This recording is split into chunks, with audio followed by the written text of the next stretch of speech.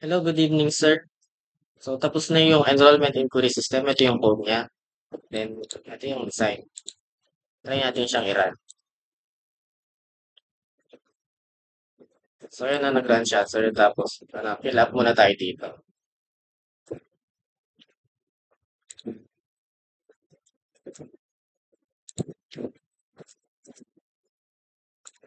Birthday,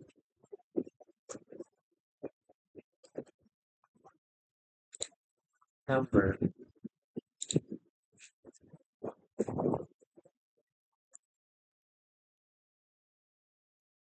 Click natin tong add na para ma-check mo dito sa screen. Ayan, student added successfully. So, yun na lumitaw siya. Bali, ito, add ulit natin.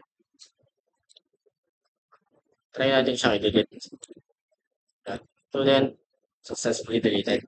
Try natin ulit mag-add ng another.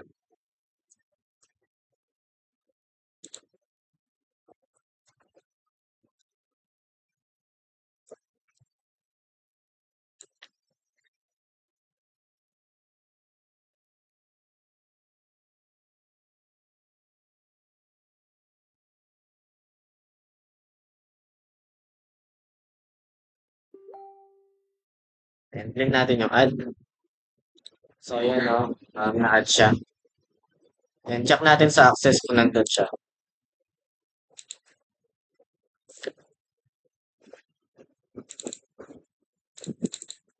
So, yun, na-save yung, yung data na inano natin kanina. Ah, ngayon naman, try natin i-update tong data na to.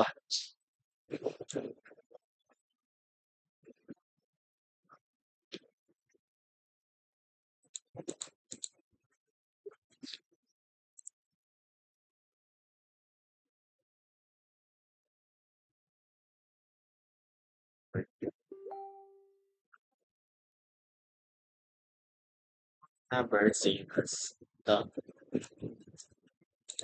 number.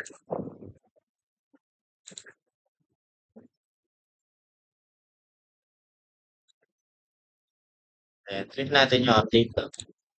So, yun, student updated successfully. So, yun, na-update na yung student kanina. Yun, tignan natin siya dun sa access kung na-update din siya.